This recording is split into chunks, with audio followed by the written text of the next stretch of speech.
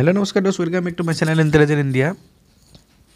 आज आम कथा पातिम एल पी और इउ पी जी सेकेंड प्रोविजनल लिस्ट ओलाल तार माने कोन डिस्ट्रिक्ट किमान कैंडिडेट प्राय कमन आछे केइखनमान डिस्ट्रिक्ट मैं फार्स्ट उलियाइ लैछो पिছত आरो लगा हले बेसिकै बनाम এইকেইখন আমি যিখন উলাই লৈছো এইখন আপোনালোকক মই জনাই দিব বিচাৰিছো ডাটাটো আপোনালোকে ধেমাজি এল পি আৰু শিৱসাগৰ এল পি যদি চাই এছচিৰ ভিতৰত 18 জন এছচি পোষ্টত ধেমাজি এল পি আৰু শিৱসাগৰ এল পিত 18 জন কেণ্ডিডেট কমন আছে। এতিয়া তেওঁলোকে কিছুমানে ধেমাজিতো কৰিব পাৰে কিছুমানে শিৱসাগৰতো কৰিব পাৰে তেওঁলোকৰ নিজা কথা, কিন্তু এইখিনি 18 জন কমন আছে মানে 18 জন কেণ্ডিডেট হয়তো 10-15 জন কেণ্ডিডেট কোনোবা এখন ডিস্ট্ৰিক্টত কমি যাব পাৰে।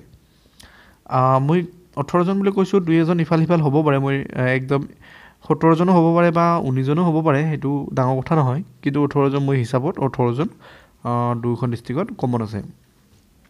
নেক্সট আপোনালোকৰ যদি চাই ধেমাজি আৰু লখিমপুৰৰ আপোনাৰ এছচি টু এছচি আছে 12 জন কমন, এছচি টু এছচি 12 জন কমন, আৰু ইউ আৰ যদি চাই ইউ আৰত আছে 16 জন কমন, টোটেল 28 জন কমন আছে ধেমাজি আৰু লখিমপুৰত, টোটেল 28 জন কমন আছে ধেমাজি লখিমপুৰত।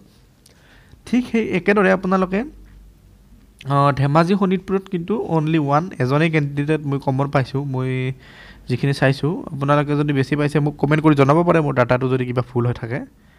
আৰু ঠিক সেই একেদৰে যোৰহাট আৰু শিৱসাগৰ, যেহেতুকে শিৱসাগৰত অকল এছচি আছে, যোৰহাট আৰু শিৱসাগৰত 12 জন কেণ্ডিডেট কমন পোৱা গৈছে।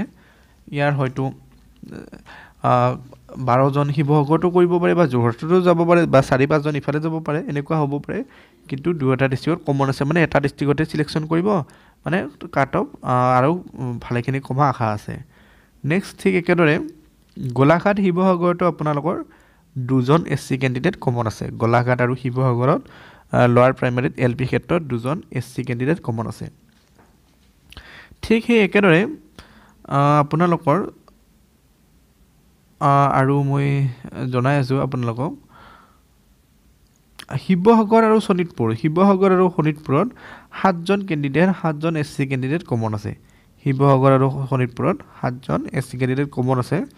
ঠিক সেই একেদৰে নগাঁও আৰু শিৱসাগৰত যদি চাই নগাঁও আৰু শিৱসাগৰতো একেদৰে 5 জন কেণ্ডিডেট কমন আছে, নগাঁৱত আনৰিজাৰ্ভত পাইছে কিন্তু শিৱসাগৰত এছচিত পাইছে, সেই তেনেকুৱা কেণ্ডিডেট 5 জন কমন আছে। আৰু ঠিক একেদৰে মৰিগাঁও আৰু শিৱসাগৰত যদি চাই 2 জন এছচি কেণ্ডিডেট আৰু 5 জন আনৰিজাৰ্ভ কেণ্ডিডেট, মানে 5 জন আনৰিজাৰ্ভ হ'লেও সেইকেইজন শিৱসাগৰত এছচিতে পাইছে, মৰিগাঁৱত আনৰিজাৰ্ভত পাইছে, টোটেল 7 জন কেণ্ডিডেট কমন আছে। গতিকে বন্ধুসকল এনেকুৱাকৈ মই ডাটাটো কিছুমান উলিয়াইছোঁ, আপোনালোকক যদি আৰু বেছিকৈ লাগে মোক কমেণ্ট কৰি জনাব পাৰে, যদি বাকী ডিষ্ট্ৰিক্টবিলাকৰ লাগে মই যিমান পাৰোঁ উলিয়াই দিম।